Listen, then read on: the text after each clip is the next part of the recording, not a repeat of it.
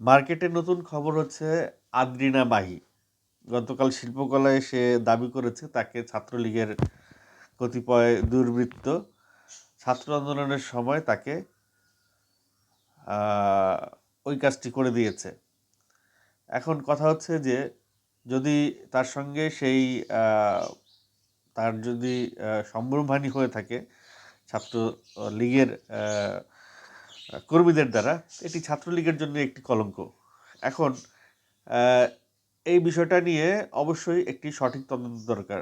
জোর দাবি উঠেছে যে সার্জিসরা বা মানে সমন্বয়করা তার বিষয়টা নাকি আমলে নেয় নাই, অথচ আরও একটি পোস্ট সামাজিক যোগাযোগ মাধ্যমে ঘোরাফেরা করছে যে তাকে সমন্বয়করা সহযোগিতা করতে চেয়েছিল, কিন্তু সে সেই সব সহযোগিতায় তথ্য উপাত্ত সঠিকভাবে প্রদান করে নাই। তো ঘটনা যাই হোক, একটা মেয়ে যখন দাবি করে তার সম্ভ্রমহানি হয়েছে, তখন সেই দাবিটা অবশ্যই অনেক গুরুত্ব সহকারে দেখা উচিত। এটি উভয় পক্ষের জন্যই সম্মানহানিকর, ছাত্রলীগের জন্যও সমন্বয়কদের জন্য।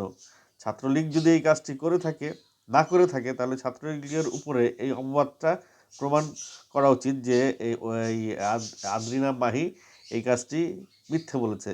আর সমন্বয়করা যদি গাফিলতি না করে থাকে, তাহলে সমন্বয়কদের প্রমাণ করা উচিত যে তারা গাফিলতির কারণে বরঞ্চ এই আদ্রিনা মাহি এক এক সময় এক এক রকমের কথা বলছে। আর আদ্রিনা মাহি যদি সত্যি তার